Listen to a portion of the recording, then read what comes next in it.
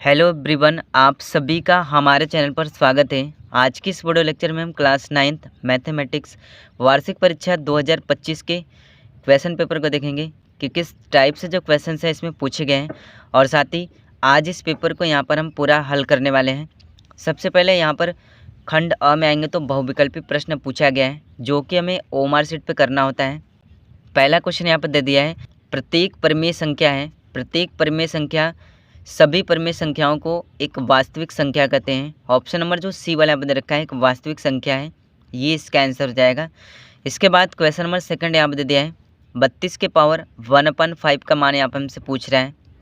ठीक है, 32 को यहाँ पे हम क्या लिख सकते हैं, 2 के पावर 5 के पान ये 1/5 हो जाएगा। 5 से 5 को कैंसिल कर देंगे तो यहाँ से हमारा 2 निकल जाएगा। ऑप्शन नंबर जो फर्स्ट वाला यहाँ पर दे रखा है 2, ये हमारा करेक्ट आंसर हो जाएगा। इसके बाद क्वेश्चन नंबर तीसरा यहाँ पर दे दिया है, x+1 बहुपद 2x² प्लस kx का एक गुणनखंड है, तो k का मान यहाँ पे हमसे पूछ रहा है। ठीक है, k का मान हम किस तरह से निकालेंगे, सबसे पहले हमको यहाँ पे क्या दे रखा है x+1। ठीक है, x+1 के बराबर यहाँ पे हम 0 ले लेंगे तो x के बराबर यहाँ से हमको -1 मिल जाएगा। इसके बाद हमारा बहुपद क्या दे रखा है 2x + kx, यहाँ पर हो जाएगा 2x + kx, इसके बराबर यहाँ पे हम 0 ले लेंगे। इसके बाद यहाँ पे x का मान -1 यहाँ पे हम पुट कर देंगे तो 2 गुणे यहाँ पर ये -1 हो जाएगा। इसके बाद प्लस k गुणे यहाँ पर -1 हो जाएगा।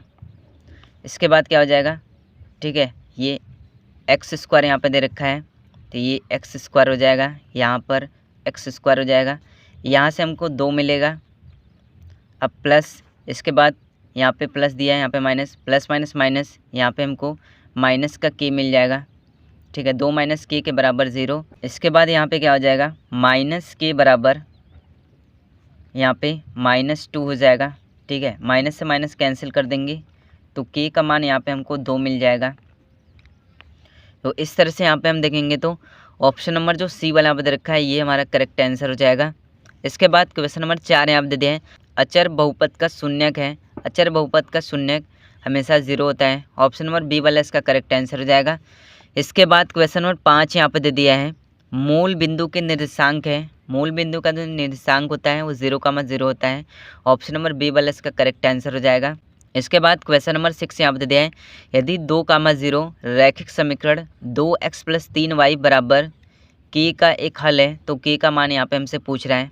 k का मान हमको किस तरह से निकालेंगे, यहाँ पर इसको हम x मान लेंगे और इसको y। x का मान हमारा 2 रखा है और y का मान 0, यहाँ पर इस रैखिक समीकरण में पुट कर देंगे तो यहाँ पे क्या हो जाएगा, 2 गुणे x का मान 2 रख देंगे प्लस 3 गुणे y का मान 0 के बराबर यहाँ पे k हो जाएगा।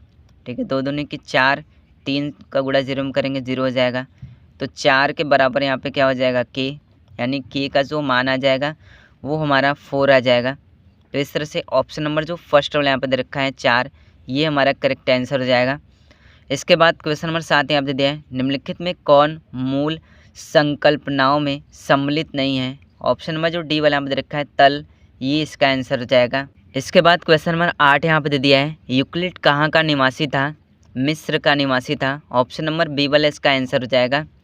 इसके बाद क्वेश्चन नंबर 9 यहाँ पे दे दिया है, एक त्रिभुज के कोण 2:4:3 के अनुपात में है, तो सबसे छोटा कोण यहाँ पे हमसे पूछ रहा है। अनुपात को यहाँ पे हम किस तरह से लिख सकते हैं, ये हो जाएगा 2x + के 4x + के 3x के बराबर त्रिभुज के तीनों कोणों का मान 180 अंश होता है।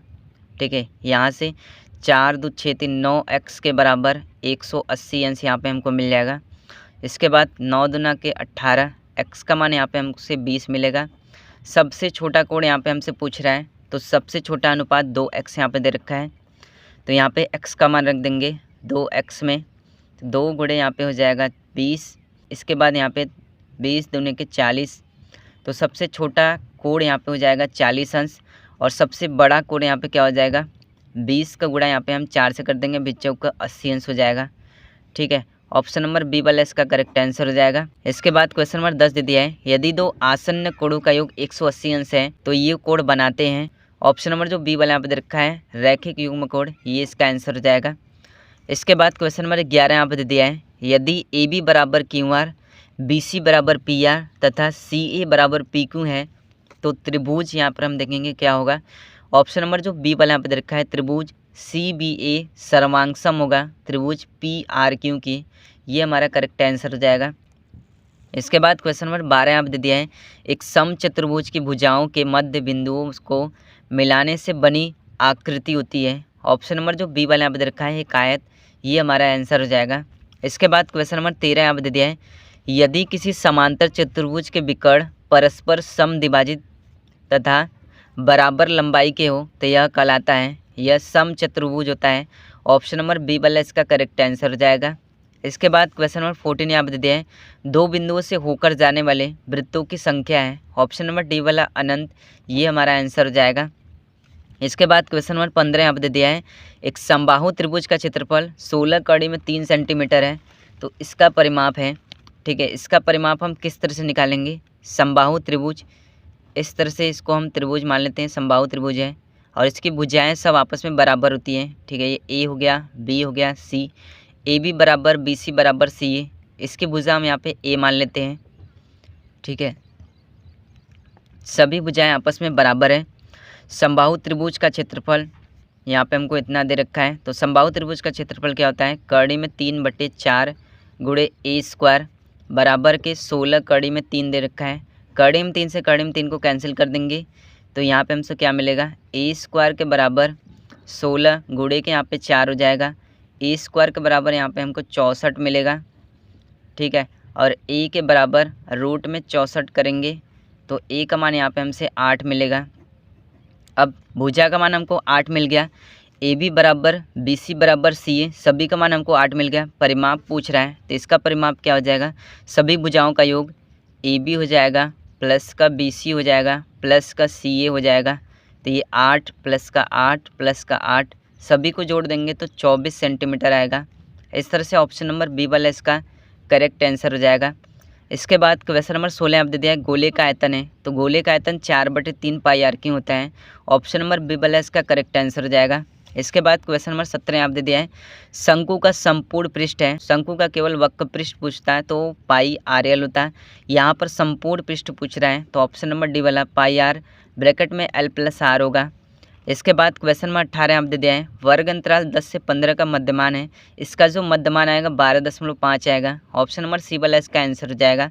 इसके बाद क्वेश्चन नंबर 19 आप दे दिया है अर्धवृत्त में बना कोण होता है तो अर्धवृत्त में हमेशा एक समकोण बनता है। ऑप्शन नंबर बी वाला 90 डिग्री, ये इसका आंसर हो जाएगा। इसके बाद क्वेश्चन नंबर 20 यहाँ पे दे दिया है जब कोई अनुसंसाधन करता किसी पूर्व निर्धारित उद्देश्य अथवा भोजन को ध्यान में रखकर आंकड़ों का स्वयं इकट्ठा करता है तो इन आंकड़ों को कहते हैं, ऑप्शन नंबर सी वाला गौड़ आंकड़े, ये इसका आंसर हो जाएगा। इसके बाद यहाँ पे खंड ब वर्णनात्मक प्रश्न क्वेश्चन नंबर पहले में आएंगे तो 2-2 मार्क्स का जो क्वेश्चन से यहाँ पे पूछा गया है।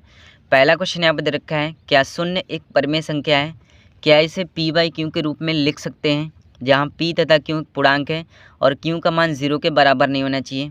इसका आंसर हाँ हो जाएगा, शून्य को P/Q के रूप में लिख सकते हैं जहाँ पर P और Q एक पूर्णांक होगा तथा Q का जो मान होगा वो 0 के बराबर नहीं होगा। जैसे यहाँ पे क्या हो जाएगा, शून्य के बट्टा अगर हम 1 करेंगे तो ये हमारा P हो जाएगा और ये Q का मान हमारा 1 के बराबर आ रहा है, ठीक है। इस तरह से 0 के बराबर नहीं आ रहा है, 1 आ रहा है।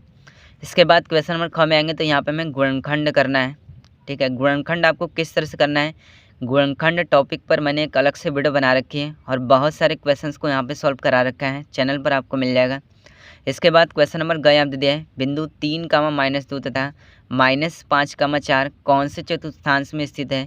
3, -2 ये चौथे चतुर्थांश में स्थित होगा। इसके बाद -5, 4 ये दूसरे चतुर्थांश में स्थित होगा। इसके बाद यहाँ पर क्वेश्चन नंबर 4 में आएंगे तो यदि POQ एक सरल रेखा है, x का मान यहाँ पे हमें ज्ञात करना है, ठीक है। x का मान कैसे ज्ञात करेंगे, सरल रेखा 180 अंश का कोण बनाता है, ठीक है।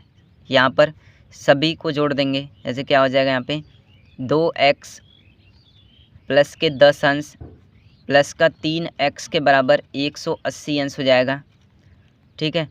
अब इसके बाद यहाँ पे क्या हो जाएगा 2x प्लस 3x 5x हो जाएगा, 5x प्लस के 10 अंश के बराबर 180 अंश हो जाएगा। अब यहाँ पे क्या हो जाएगा 10 अंश को पक्षांतर कर देंगे तो 5x के बराबर 180 अंश माइनस के 10 अंश हो जाएगा।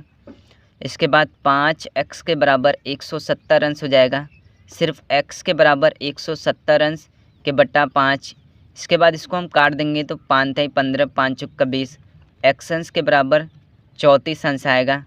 ठीक है, इस तरह से इसको हमें सॉल्व करना था। इसके बाद क्वेश्चन नंबर 2 में आएंगे तो किन्हीं 5 खंडों को यहाँ पे हमें हल करना है। क्वेश्चन नंबर 5 का गद्य दिया है, सिद्ध कीजिए कि समांतर चतुर्भुज में सम्मुख भुजाएं बराबर होती हैं। इसको सिद्ध आपको किस तरह से करना है मैंने एक्सरसाइज में सिद्ध करा रखा है, चैनल पर आपको मिल जाएगा। इसके बाद क्वेश्चन नंबर 6 में आएंगे तो निम्न बारंबारता बटन का आयत चित्र यहाँ पे हमें बनाना है। 4 नंबर के जो क्वेश्चन से पूछे गए हैं। इसके बाद क्वेश्चन नंबर 4 में आएंगे तो 6 नंबर का लॉन्ग क्वेश्चन यहाँ पे पूछा गया है। तो इस तरह से क्लास 9th मैथमेटिक्स वार्षिक परीक्षा 2025 के क्वेश्चन पेपर में जो क्वेश्चन से पूछे गए हैं। वीडियो पसंद आए तो वीडियो को लाइक कर दीजिएगा, साथ ही हमारे चैनल पर नए चैनल को सब्सक्राइब कर दीजिएगा।